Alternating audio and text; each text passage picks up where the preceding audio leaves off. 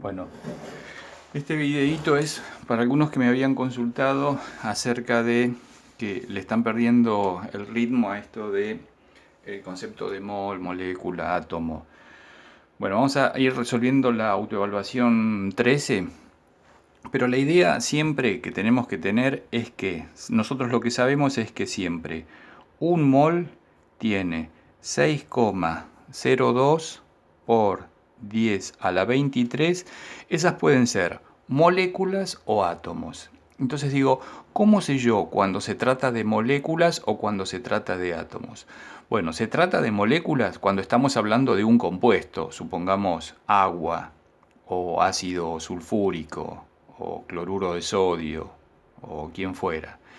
¿Y cómo sé yo cuando se habla de átomos? Bueno, se habla de átomos cuando me están hablando de un elemento en la tabla periódica, por ejemplo, potasio o calcio o azufre. ¿Sí? Entonces, siempre que me hablan de solo un elemento, ahí estamos hablando de que un mol tiene esta cantidad de átomos. Cuando me hablan de un compuesto, esa cantidad es de moléculas.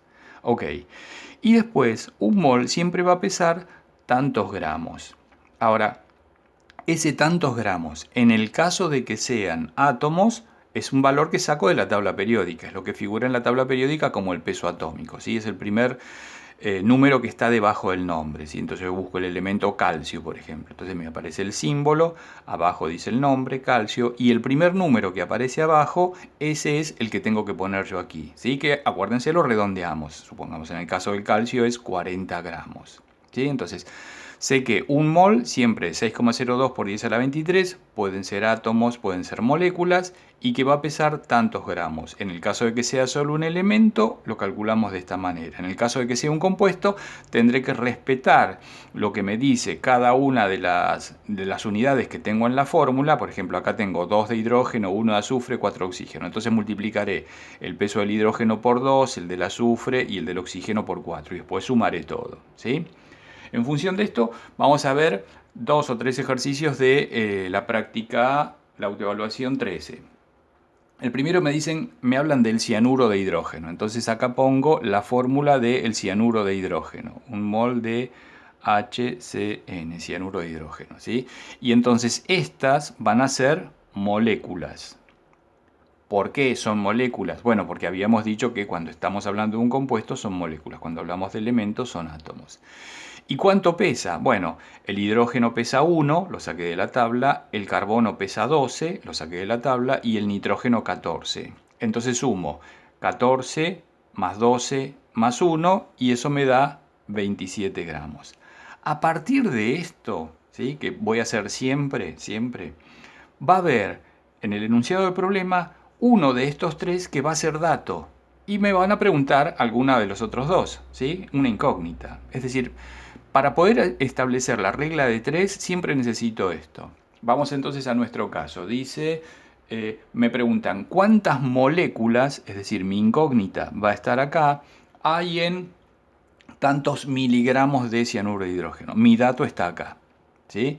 Que está en miligramos, lo tengo que pasar a gramos, ¿sí? Para pasar de miligramos a gramos divido por 1000, o sea que son 56 miligramos, son 0,056 gramos. Y a partir de ahí entonces es una regla de 3, fíjense.